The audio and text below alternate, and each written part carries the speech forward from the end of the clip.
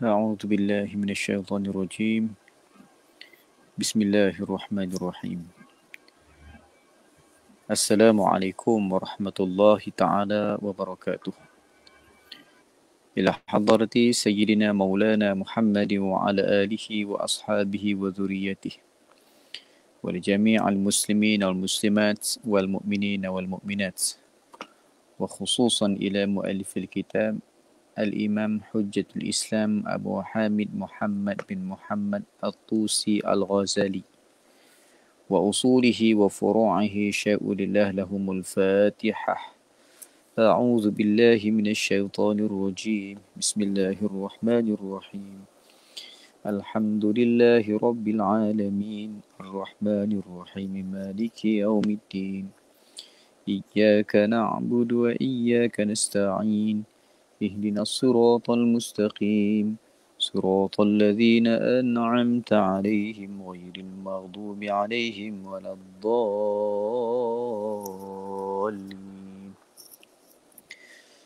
بسم الله الرحمن الرحيم. الحمد لله رب العالمين والصلاة والسلام على أشرف الأنبياء والمرسلين سيدنا ومولانا محمد وعلى آله وصحبه أجمعين. سبحانك لا علم لنا إلا ما علمتنا إنك أنت العليم الحكيم ولا حول ولا قوة إلا بالله العلي العظيم. قال رب اشرح لي صدري ويسر لي أمري واحلل عقدة من لساني يفقه قولي. اللهم إنا استودعناك ما قرأناه فاردده إلينا عند حاجة إليه. اللهم ألهمنا رشدنا وأعذنا من كل شر نفسنا. رب زدنا علما وارزقنا فهما. أما بعد. Alhamdulillah, syukur kita kepada Allah Subhanahu wa Ta'ala kerana kita dipertemukan pada malam ini. Tidak lupa untuk saya mengucapkan berbanyak terima kasih kepada Haji Zali selaku admin yang bertugas sepenuhnya dari sudut memberikan atur cara program, peringatan, teknikal hinggalah ke saat ini memantau perjalanan majlis ilmu kita yang disiarkan secara langsung di audio kuliah dan juga page-page dakwah yang lain, termasuklah page saya sendiri Khairul Azhar Ghazali, dengan harapan dan sangkaan baik kita kepada Allah Subhanahu wa Ta'ala agar majlis kita pada malam ini berlangsung dengan baik, cemerlang dan mendapat redha daripada Allah Subhanahu wa Ta'ala, insya-Allah. Baiklah, sempena PKP ini sepatutnya kita berkuliah, kalau kata jadual saya ni, di Masjid Tunku Abdul Rahman di Belunas, Kulim, Kedah. Namun atas faktor PKP ini kita meneruskan kuliah kita seperti mana biasa, namun tempatnya berubah, iaitulah di alam maya. Jadi insya-Allah tajuk yang diberikan untuk perbincangan kita yang singkat ini iaitulah di manakah kedudukan kita di sisi Allah Subhanahu wa Ta'ala. Tuan-tuan sidang penonton yang dirahmati Allah sekalian, saya fikir tajuk ini adalah tajuk yang tidaklah terlalu kita katakan tidaklah terlalu menarik perhatian kita kalau kita berfikir secara biasa. Namun tajuk ini sangat perlu kita berikan perhatian sekiranya kita berfikir dengan fikiran yang sebenar, dengan fikiran yang sepatutnya, dengan fikiran yang insaf dan sedar betapa pentingnya untuk kita mencari kedudukan di sisi Allah Subhanahu wa Ta'ala.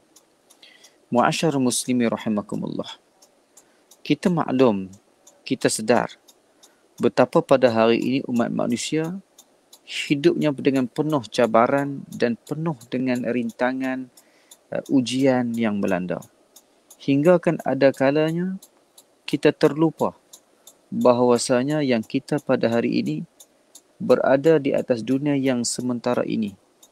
Hingga kan kita sedar ataupun tidak, kita dijemput oleh Allah Subhanahu wa Ta'ala kembali kepada Allah selama-lamanya. Maka saat itu tak dapat lagi untuk kita nak berpatah kembali, untuk kita nak merayu kepada Allah Subhanahu Wa Taala dengan rayuan yang sedalam-dalamnya.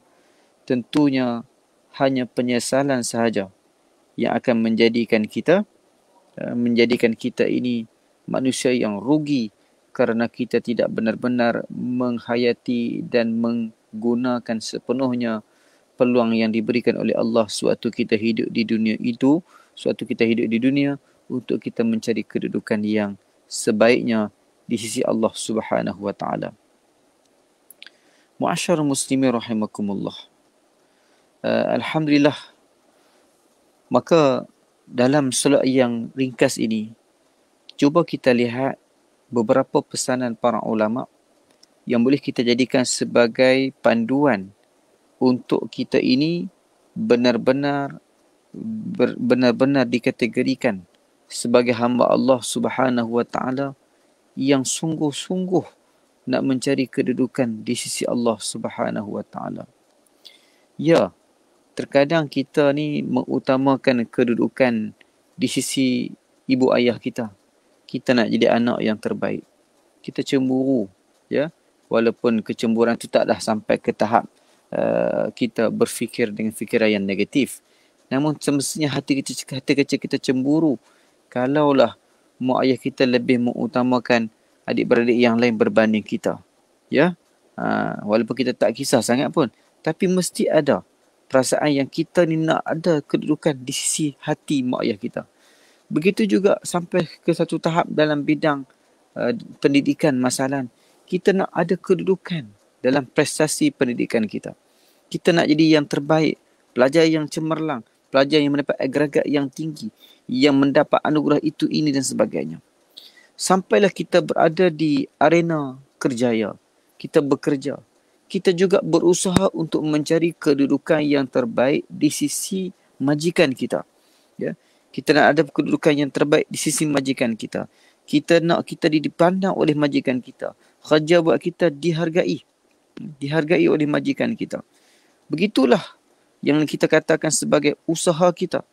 Pelbagai usaha yang kita lakukan untuk menjadikan kita ini insan yang benar-benar mendapat kedudukan pada tempat-tempat ataupun pada medan-medan yang telah pun kita maksudkan tadi. Maka mu'asyarul muslimin rahimakumullah, bagaimana pula secara hakikatnya kita nak mencari kedudukan di sisi Allah Subhanahu Wa Taala? Maka pada malam ini akan sama-sama kita bicarakan. InsyaAllah untuk menjadi satu garis panduan perbincangan kita pada malam ini, kita akan menggunakan kitab Bidayatul Hidayah, karangan Hujjatul Islam Al-Imam Abu Hamid Muhammad bin Muhammad Al-Tusi Al-Ghazali. Baiklah, yang mana kita cuba lihat pada halaman ke-162, bahagian yang ketiga disebut adab-adab pergaulan dan persahabatan dengan Khaliq, yakni Tuhan dan makhluk. Pada bab ini akan menceritakan bagaimana sikap kita sebagai seorang hamba Allah, yang mana kita perlu menyikapi ataupun perlu berakhlak, perlu beradab untuk dinamakan kita ini benar-benar hamba Allah. Kita ini benar-benar mencari kedudukan, memposisikan kita di sisi Allah. Bagaimana caranya? Bagaimanakah cara yang kita ni ada awareness, kesedaran, yang kita ni sentiasa membina hubungan adab kita, pergaulan kita, persahabatan kita dengan Khaliq, dengan Allah Subhanahu Wa Taala. Ya tuan-tuan, kalau kita nak cari kedudukan di sisi majikan, ada caranya. Kita nak mencari kedudukan di sisi kawan-kawan kita, ya, maksudnya kita nak ada diri kita bertempat di hatinya, ada caranya. Begitu juga ada cara ataupun adabnya bagaimana kita bergaul ataupun mencari tempat di sisi Allah Subhanahu Wa Taala. Maka kata pengarang, adab-adab dengan Allah Taala. Ketahuilah bahawasanya sahabatmu yang tidak pernah bercerai daripadamu, ketahuilah bahawasanya sahabatmu yang tidak pernah bercerai daripadamu, sama ada engkau berada di kampung maupun musafir. Yang ni sama ada kita duduk di rumah ataupun kita duduk di luar rumah. Sama ada kita duduk setempat ataupun kita berjalan ke mana saja. Di waktu tidur atau jaga. Waktu kita tak sedar ataupun kita sedar. Bahkan waktu hidupmu dan matimu. Sahabat yang mana dia ni duduk dengan kita, tak pernah bercerai dengan kita.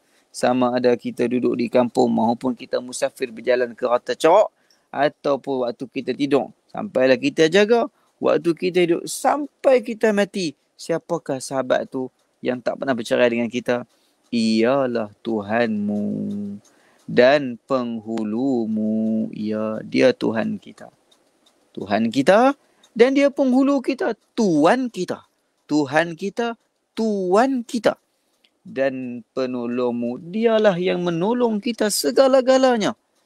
Dan penciptamu, dan dialah yang mengadakan kita daripada tiada kepada ada. Siapa sekali lagi? Allahu subhanahu wa ta'ala. Ni. Maka kata musannif, apabila engkau menyebutnya, yakni menyebut Allah, dia akan ada bersama denganmu. Bila kita sebut Allah, Allah ada bersama dengan kita. Apa maksud? Ingatan kita kepada Allah tu sentiasa ada. Allah memang sentiasa ada. Kita sebut ke, tak sebut ke, dia ada. Kita ingat dia ke, kita tak ingat ke, dia tetap mentadbir kita. Dia tak pernah lupa kat kita. Ya, tak pernah berlaku kes kita tak boleh nak bernafas. Kenapa ni? Allah lupa nak bagi oksigen. Allah lupa nak gerakkan jantung. Tak pernah. Kita hidup, bahkan kalau kita kafir, na'udzubillah min zalik. Ada orang yang kafir, dia tak sembah Allah, dia lawan Allah, tetap Allah tak lupa kat dia. Allah bagi dia hidup. Nak ceritanya Allah ni sentiasa ada. Cuma yang dimasukkan sini, apabila engkau menyebutnya, dia akan ada bersama denganmu. Yang ini rahmatnya ada dengan kita. Kasih sayangnya ada dengan kita. Lagi kita kasih Allah, lagi Allah kasih kita. Itu maksudnya. Kerana firman Allah Ta'ala dalam hadis Qudsi. Apa kata Allah? Ana jalisu man zakarani. Tajuk kita ni nak mencari kedudukan di sisi Allah. Tapi awal-awal lagi Allah Ta'ala sebut apa? Allah ni kedudukannya dengan kita. Ana jalisun man zakarani, artinya aku sekedudukan bersama sesiapa yang mengingatiku. Selesai tajuk kita pada malam ni. Selesai cerita panjang, secara mudahnya kita faham, mencari kedudukan di sisi Allah.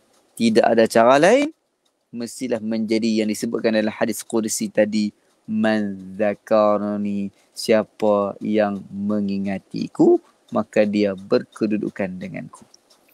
Bersekedudukan dengan Allah. Dia duduk dengan Allah. Dia ada tempat di sisi Allah. Dia ada nilai di sisi Allah subhanahu wa ta'ala.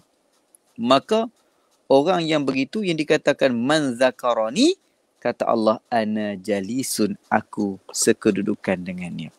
Allahu Akbar. Ingat Allah Ta'ala. Bila kita sebut kata ingat Allah Ta'ala ni ada banyak lah.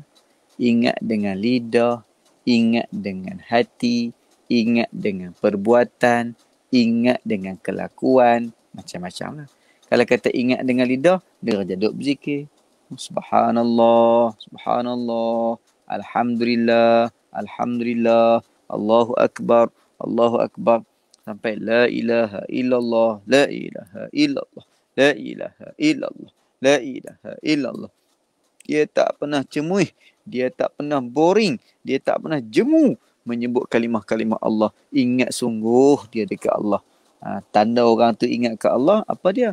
Tanda orang tu kasih ke Allah, apa dia? Dia banyak sebut pasal Allah. Man ahabba syai' fahuwa aktsaru li dzikri. Kata Syekh Ibnu Athaillah, barang siapa yang cintakan sesuatu, apa bukti dia? Dia akan banyak sebut benda yang dia cinta tu. Masalah kita lah, duk minat pada kereta. Duk cerita pasal kereta.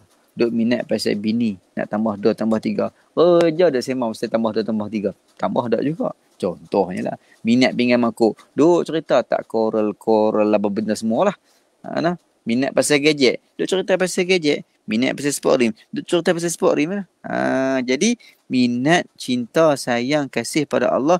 Asyik dia sebut Allah Subhanahu Wa Taala dengan lidahnya. Allah, Allah, Allah. Bermula dengan perkataan Allah, Allah sampai subhanallah, alhamdulillah, Allah akbar, wala haula wala quwwata illa billahil azim, macam-macam lagi. Baik. Itu dengan lidah. Adapun dengan ingatan ataupun dengan hati. Hati dulu ingat kat Allah sedia. Buat apa pun hati sangka baik dengan Allah Taala. Apa jadi pun sangka baik. Everything happen for good reason. Semua yang berlaku semua Allah Taala punya. Allah Taala belaka. Allah Taala belaka. Baik ke buruk ke Allah Taala belaka. Berlaku benda yang hati kita tak suka. Allah Ta'ala. Nampak macam mana? Allah Ta'ala nak uji. Dia bagi anak aku mati contohnya. Jadi benda yang gembira. Dapat nikmat banyak. Duit banyak. Allah Ta'ala yang bagi. Bukan aku punya pun. Itu maksudnya hati pula. Kelakuan kita. Bila kelakuan kita ni ingat kepada Allah Ta'ala macam mana? Pakai pakaian yang menutup aurat. Cakap-cakap benda yang mendapat pahala. Yang Allah Ta'ala kasih. Itu maksudnya. Dan berfirman pula, dan Allah berfirman pula dalam hadis qudsi, apa kata Allah? Ana indal munkasirati qulubuhum min ajli. Aku di sisi mereka yang hancur hatinya kerana mengingatiku, lebur hatinya, cair hatinya. Sebab apa? Kasih, ingat, sayang, rindu sungguh-sungguh pada Allah. Maknanya laik sebati hatinya tu. Tak terkurang walaupun sedetik pun. Semuanya ingat pada Allah Ta'ala. Susahlah no. Sebab tu di sini ulama sebut ada dua keadaan orang yang ingat kepada Allah. Yang pertama, ingat secara batin. Ingat secara dalaman. Ingat secara haqiqah. Ingat secara daqiq. Secara halus. Secara hakikat. Apa dia? Seumpama kelakuan para awliya. Ingat sungguh pada Allah. Sampai ke mereka ni jalan tahayak pun, jalan terbang atas angin pun, tak berasa macam mereka terbang, tak berasa macam jalan tahayak. Sebab apa? Allah. Allah. Allah. Tu. Kita nak sampai tahap lagu tu susah lah. Walaupun tak mustahil boleh sampai, tapi susah lah. Dan tak ada pun usaha kita nak sampai ke tahap lagu tu. Tahu mana kata tak ada usaha, tak ada sungguh makan, tak jaga, tak kira halal haram, syubhah tak syubhah, kita telan semua. Cakap banyak benda maksiat, tengok benda maksiat, kerja duk gelebek handphone. Tengok benda baik tak apa, Quran ke kuliah ke apa, ni dak tengok aurat-aurat orang, nauzubillah min zalik. Ni kata kat siapa ni? Kata kat diri sendirilah. Jadi lambatlah kita ni. Tu yang maknanya yang secara hakikat, secara daqiq, secara halus semua. Tapi ada yang dikatakan secara zahir, secara syariat, orang yang ingat pada Allah Ta'ala cukup dia buat apa yang agama perintahkan. Dia tinggal apa yang agama larang. Itu juga tanda orang yang ingat kepada Allah. Bolehlah dua-dua. Jikalau engkau ma'rifah akan Tuhanmu, sebenar-benar ma'rifah, pasti engkau akan menjadikannya Allah sebagai sahabat. Kalau kita benar-benar kenal Allah Subhanahu Wa Taala. Kenal ni ada dua. Secara mudahnya bermula dengan peringkat usuluddin ataupun akidah ataupun tauhid. Kita mengaji sifat-sifat yang wajib bagi Allah Ta'ala. Sifat-sifat yang mustahil atas Allah Ta'ala. Sifat-sifat perkara yang harus. Atau perkara yang harus bagi Allah Ta'ala. Tujuan apa kita belajar sifat Allah? Tak ada cara, tak ada lain. Tujuannya nak mengenal Allah. Kalau kita belajar sifat kereta, kereta Mercedes macam ni bumper dia. Dia punya steering dia macam ni. Body dia macam ni. Engine dia macam ni. BMW macam ni. Proton macam ni. Bila kita belajar sifat-sifat sesuatu tu, untuk apa? Untuk kita nak kenal benda tu lah. Kita tercabut bumper daripada kereta, kita tahu ni mesti bumper kereta Wira. Ini mesti lampu kereta Mercedes. Ini mesti steering kereta BMW. Sebab apa? Sebab kita tahu sifat-sifat ataupun ciri-cirinya tu. Macam tu juga bila nak kenal Allah, kita belajar sifat Allah. Ni ada orang tanya pula, apa nak ngaji sifat Allah? Sebab nak kenal Allah lah. Sifat 20 tu kita menjadi wujud dan baqa. Okey, itu dipanggil pengenalan secara syariat. Adapun hakikat tu dia dalam lagi. No? Setakat sifat 20 tu baru sekadar syariat dulu. Belum secara hakikat lagi. Itu cerita dalam lagi. Cuma nak kata sini, siapa jikalau engkau ma'rifah akan Tuhanmu dengan sebenar-benar ma'rifah, ini bukan hanya dengan pengenalan yang syariat, yang berbahasa syariat, bahkan yang berbahasa hakikat. Dia kenal sungguh. Pasti engkau akan menjadikan Nya Allah sebagai sahabat. Apakah kelebihan orang yang kenal Allah dengan pengenalan yang sebenar-benarnya? Iaitulah dia ini akan meletakkan Allah Ta'ala tu sebagai sahabatnya, sebagai kawannya. Maknanya bersahabat sungguh, berbaik sungguh. Ini kita ni tak berkawan dengan Allah, berkawan dengan makhluk. Susah, tak tolong kat kawan, makhluk. Senang, bercerita kat kawan, makhluk. Berapa ramai orang yang senang, dia sujud syukur, berbanding dia pergi cerita kat kawan dia. Ramai lagi yang dia pergi cerita kat kawan tu. Kan, berbanding sujud syukur. Ramai lagi yang dia minta tolong kat kawan, berbanding berdoa dulu kepada Allah. Ni. Kita hari ni sikit-sikit cari kawan, sikit-sikit minta tolong orang. Doa dulu pada Allah. Hak tu dulu. Macam mana dah kita tak yakin? Kita boleh kata lagi, awak ingat masalah ni boleh selesai dengan doa. Allah, ada orang boleh kata lagu tu. Dia kata masalah yang saya hadapi ni boleh selesaikan dengan doa. Saya kena roja lah kawan-kawan saya minta tolong sekian. Hey, kalau Allah Ta'ala tak izin, hang panggil lah satu dunia pun tak mai tolong hang lah. Hak kawan tu mai tolong hang tu sebab dengan izin Allah lah. Hakikat yang Allah Ta'ala yang gerakkan dia. Bukan kawan hang nak mai sendiri. Sebab pasal bahan ni orang cakap macam tu. Sebab tak ngaji akidah. Dia tak ngaji bab tauhid. Bila tak ngaji bab tauhid, dia tidak ada satu awareness ataupun kesedaran yang sebenar, yang mana kesedaran tu memberi jawapan dalam dirinya. Siapa yang atur semua ni? Allah. Sampai habuk yang sekecil-kecil habuk bergerak di tiup angin. Siapa yang atur? Allah. Bukannya angin. Allah. Kalau Allah Ta'ala tak nak gerakkan habuk tu, mailah angin sekencang mana pun, tak akan bergerak habuk tu. Tu faham bagi elok. Pasal tu akidah ni, kena bagi kemah. Ini dia kira nak ngaji hakikat hamad rifat tu. Ini sifat 20 tak mengaji dulu sifat 20 tu. Jadi bila kita kenal Allah Ta'ala dengan pengenalan yang sebenar, yang terpilih, maka saat itu kita akan menjadikan Allah Subhanahu Wa Ta'ala sebagai sahabat. Yakni orang yang paling hampir dengan kita. Sesuatu yang cukup hampir dengan kita. Bukan lagi sahabat-sahabat kita yang berbangsa manusia lagi. Tapi Allah sendiri sahabat kita. Dan engkau meninggalkan yang lain daripada Allah. Tak arah lah. Hak lain pada Allah tak arah lah. Semua Allah Ta'ala belakang. Lepas tu, orang kata kalau lagu tu tak payah makan ubat. Doa Allah Ta'ala saja. Pasal tu kita kena ada prinsip akidah bagi jelas. Kita makan ubat. Tapi niat kita bukan ubat tu menyembuhkan. Ubat tu hanya sebagai ikhtiar dan dapat pahala. Allah Ta'ala suruh ikhtiar. Jadi kita buat tu bukan sebab aku nak sembuh. Tak, sebab Allah Ta'ala yang suruh.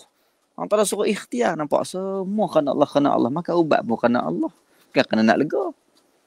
Hak lagi lega tu Allah Ta'ala. Tapi kita makan ubat juga sebab itu kerana perintah Allah Ta'ala. Dia suruh ikhtiar. Sebab apa? Dunia ni jalan asbab. Mati sebab apa? Accident. Sakit sebab apa? Demam. Capit pasal apa? Kaki patah. Semua ada sebab-sebab. Alam asbab. Habis. Dan jikalau engkau tidak mampu berbuat demikian, pada sekalian waktumu, kita tak mampu nak ingat Allah Ta'ala pada sekalian waktu. Macam amalan para awliya, para salafus salih, yang mana mereka ni seharian mereka tu dipenuhi, waktu mereka tu dipenuhi dengan zikrillah. Kita ni dipenuhi dengan zikri phone. Bukan zikrillah, zikri phone, zikri Facebook, zikri Twitter, zikri macam lagi ingatan kita kepada medsos ini, media sosial ni. Maka disebut sini, dan jikalau engkau tidak mampu berbuat demikian itu, tak mampu nak tinggalkan telefon, tak mampu nak tinggalkan duit, tak mampu nak tinggalkan semua selain daripada Allah tu, maka janganlah, dia kata apa? Maka janganlah kosong siang dan malammu daripada waktu yang telah engkau tentukan untuk bersuci diri dengannya. Janganlah kosong. Maknanya tak ada langsung waktu siang kita. Dan malam pun tak ada langsung waktu malam kita tu. No? Daripada kita menggunakan daripada kita menggunakan waktu siang dan malam itu untuk kita ni taharah, bersuci. Bersuci kerana Allah. Bersuci ni ada dua maksud. Yang pertama, suci daripada hadas. Tak kira lah hadas kecil ke hadas besar ke. Jadi kita bersuci lah taharah. Yang kedua, bersuci daripada zunub. Tahur anil zunub. Kita bersuci daripada zunub, daripada dosa. Jadi dua-dua ni kita kena jalan. Dan engkau berlazat-lazat dengan munajatnya. Maksud munajat, berbisik-bisik dengan Allah. Duk cerita kat Allah Ta'ala. Duk cakap dengan Allah Ta'ala. Duk bisik-bisik dengan Allah Ta'ala. Oh, ni perbuatan yang paling manis di kalangan para pencinta Allah. Di antara awliya illah. Di antara orang-orang yang soleh. Hak ni lah mereka puluh sangat ni bercinta, berbisik-bisik dengan Allah Subhanahu Wa Ta'ala. Oleh kerana itu, maka sudah menjadi kewajiban supaya engkau mengetahui adab-adab persahabatanmu dengannya. Bila kita cerita, ya Allah, betapa manisnya orang yang bersahabat dengan Allah. Betapa lazatnya orang yang berkasih sayang dengan Allah ni. Orang yang dia ni sentiasa memposisikan dirinya di sisi Allah Subhanahu Wa Ta'ala. Yang ni nak berusaha menjadi hamba yang menggunakan hidup siang dan malamnya itu untuk ingat kepada Allah Subhanahu Wa Ta'ala. Baik. Jadi kata sini, maka sudah menjadi kewajipan supaya engkau mengetahui adab-adab persahabatanmu dengannya. Macam mana cara? Macam mana cara kita nak bermuamalat dengan Allah Subhanahu Wa Ta'ala? Kita nak berinteraksi dengan Allah Subhanahu Wa Ta'ala macam mana ni? Dia kata sini, adab-adab itu ialah yang pertama, menundukkan kepala di hadapannya, di hadapan Allah. Tunduk kepala di hadapan Allah. Ni macam mana ni? Antaranya kelakuan kita semayang. Bila kita semayang tu, kita tunduk. No? Walaupun kepala kita tunduk sikit, tapi hati kita tunduk sungguh, serah sungguh bulat-bulat. Macam kita sujud tu. Sujud tu Allah, tak ada apa dah. Kepala kita hak mula kita tak di atas lantai. Tunduk sungguh. Kita tunduk sungguh, menundukkan kepala di hadapannya. Yakni kita sujud kepada Allah. Kita sujud kepada Allah. Yakni banyak sujud, banyak semayang. Banyak sujud, banyak semayang. Itu tanda kita ni nak beradab dengan Allah Subhanahu Wa Ta'ala. Yang kedua, merendahkan pandangan di hadapannya. Rendah pandangan di hadapan Allah Subhanahu Wa Ta'ala. Jangan kita rasa kita hebat.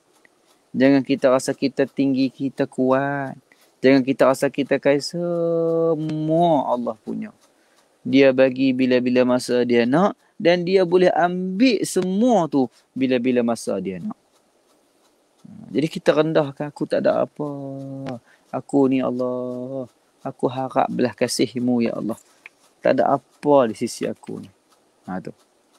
Yang ketiga, menumpukan perhatian kepadanya. Janganlah hati kita ni masih lagi duk fikir benda yang selain daripada Allah Ta'ala. Kita tengah menghadap Allah Ta'ala, fikir pasal Allah saja. Fikir kebesaran Allah saja. Susah tuan-tuan. Susah. Jangan kata tuan-tuan niat bercakap ni pun tak boleh nak buat ni. Tapi kita usaha. InsyaAllah satu hari Allah Ta'ala akan bagi. Dipanggil halawatul ibadah. Halawatul salah. Kemanisan ibadat. Kemanisan semayang tu. Kita semayang tu. Kita duk cakap dengan Allah. Kita duk bermunajat dengan Allah Ta'ala. Berbisik-bisik dengan Allah Ta'ala. Itu adalah semayang. Jadi benda tu bukan boleh main tu. Diperlukan kepada tarbiyah. Dia perlukan kepada latihan. Dia perlukan kepada latihan demi latihan sehingga akhirnya menjadi sebati dengan darah kelakuan kita. Tu. Yang keempat, mendiamkan segala anggota badan. Tengah semayang bergaul merata. Tengah semayang bergaul merata. Sepatutnya sebelum semayang lagi pun dah diam, dah qiyam, diam ni.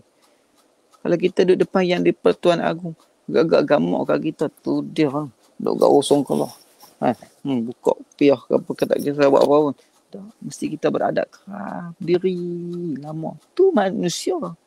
Bukan raja segala raja. Itu hanya raja bagi masyarakat di Malaysia. Pun kita dah hormat. Memang kita kena hormat. Tetapi bagaimana pula dengan raja kepada segala raja? Lebih-lebih lagi lah kita kena hormat. Dan setinggi-tinggi penghormatan hanya miliknya. Yang kelima, bersegera mengikuti perintahnya. Kita ni, kalau kita nak jadi hamba yang terbaik, hamba Allah Subhanahu Wa Taala, tentulah kita akan ikut segala perintah Tuhan kita. Kita nak jadi pekerja yang terbaik, semua arah bos kita ikut. Bos kata masuk pukul 8, pukul 8 kita masuk. Bos kata balik pukul 5, pukul 5 baru kita balik. Bos kata tengah hari ni rehat sejam je. Kita ikut sungguh. Baru kita boleh menjadi pekerja yang terbaik di sisi bos kita. Baru bos kita bagi perhatian pada kita. Begitu juga Allah Subhanahu Wa Taala. Walaupun kita sebut diri bukanlah Allah ni, bila kita tak usaha untuk mendampinginya, maka dia tak melihat kita dah. Dia jaga kita semua. Tapi penjagaan ni ialah macam kita hantar anak kita mengasuh. Orang yang mengasuh, jaga anak kita tak sama macam kita jaga sendiri. Kita ni marah-marah lagu mana pun main anak kita, kita sayang. Tapi kalau orang ngasuh ni bukan anak dia. Dia sayang kalau, tapi takkan sama sayangnya dia kepada anak kita berbanding sayangnya kita kepada anak kita. Yang ni, bersegera mengikuti perintahnya. Semayang, puasa, tutup aurat, sebagainya. Yang keenam, menjauhi larangannya. Lawan dik kepada kita ikut segala perintahnya adalah kita menjauhi segala larangannya. Jangan kita buat apa dia suruh, tapi dalam sama-sama kita juga buat apa yang dia larang. Tak boleh. Buat apa yang dia suruh, dalam sama-sama kita juga tidak sekali-kali melakukan apa yang dia larang. Itu baru nama kata orang yang berusaha mencari kedudukan di sisi Allah Subhanahu Wa Taala. Yang ketujuh, tidak menyangkal. Ada apa dia? Yakni menunjukkan rasa tidak puas hati terhadap takdirnya. Segala takdir Allah, planning Allah, ketetapan Allah, ketentuan Allah, semua kita redha. Apa maksud redha? Redha bukannya maksud macam mana dah jadi terima. Yalah, tu bukan redha, itu pasrah. Redha ni dia suka dengan apa yang berlaku. Dia seronok dengan apa yang berlaku. Itulah maksud redha. Kena faham bagi elok redha tu macam mana. Baik. Allahumma salli ala sayyidina Muhammad wa ala alihi. Masa cepat, setengah jam. Tak berapa minit lagi kita nak habis dah ni. Ya.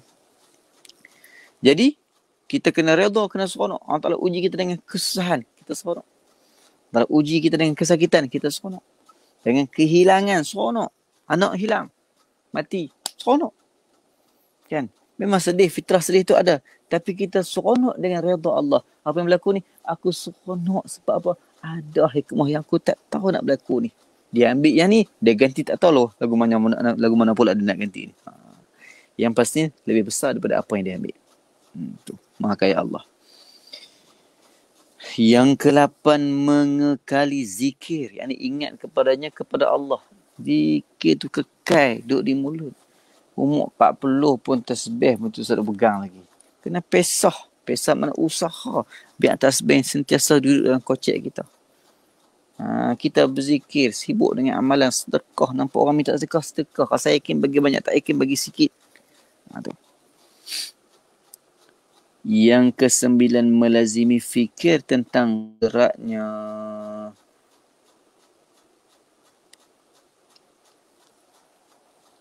Kita sentiasa berfikir bagaimana kekuatan Allah Subhanahu Wa Taala. Tengok langit, ya Allah, Masya Allah, ke mana Allah Ta'ala buat langit ni, Masya Allah. Tak terfikir, aku tak tahu. Cuma bila tengok tu, ta'zim wa amai kebesaran Allah Subhanahu Wa Taala tu. Amai perasaan membesarkan Allah tu. Yang ke-10, mengambil yang hak dan meninggalkan yang batil. Jaga bagi elok. Hak mana yang Allah Ta'ala suruh buat, yang tu kita buat. Yang Allah Ta'ala tak bagi buat, jangan kita dah buat. No? Jaga. Jaga yang hak. Cakap benda yang hak. Jangan buat benda yang batil. No?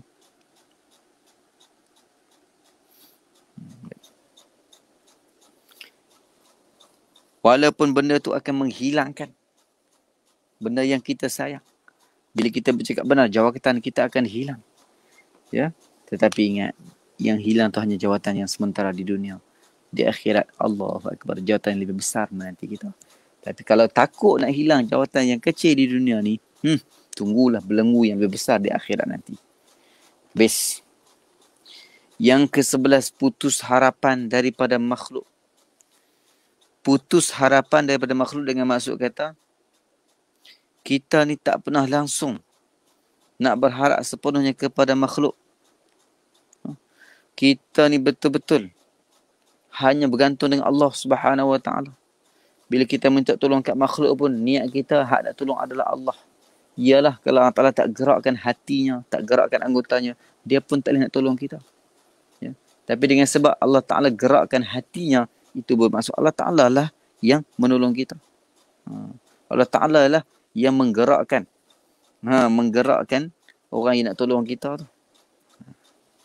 Jadi, tapi hati kita ni kita tak boleh. Kita kan sentiasa putus harapan daripada makhluk. Tak mengharap kepada makhluk, mengharap hanya kepada Allah. Yang ke-12, tunduk kerana kehebatan. Tunduk kerana kehebatannya, kehebatan Allah. Kita tunduk kerana kehebatan Allah Subhanahu Wa Taala.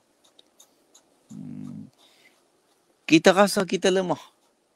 Kita ada rasaan yang kita ni tak ada apa-apa. Kita ni lemah. Kita ni lekeh. Kita ni hina. Allah Ta'ala lah yang mulia. Allah Ta'ala lah yang kuasa. Ada benda tu. Benda tu bukan boleh main sedah-sedah lagu tu. Dia kena latihan. Dia ada latihan dia. Duk latih diri. Buang keakuan dia itu dalam proses ilmu tasawuf lah dibicarakan. Habis. Yang ke-13, pecah hati kerana malu daripadanya. Cair hati kita ni. Malu dengan Allah Subhanahu Wa Taala. Bukan duk seronok. Seronok pula orang kata apa? Seronok bila mana kita ni ada kehidupan kita yang sementara ni sampai lupa pada Allah. Seronok pula dengan maksiat, na'udzubillah. Tapi pecah hati, cair hati kita ni. Ya Allah, malunya dengan Allah Ta'ala. Malu sungguh. Macam kita lah malu dengan nak darah. Malu sungguh lah. Nak darah malu dengan nak teronok. Malu lah penuh jalan sampai tak ini tak betul. Macam tu lah bila kita malu dengan Allah. Baik. Yang ke-14, merasa tenang dalam kehidupan. Kerana percaya dengan jaminannya. Ni tanda orang yang dia ni sentiasa meletakkan ketetapan Allah Subhanahu Wa Taala ni sebagai segala-galanya baginya sampai tahap dia ni tenang.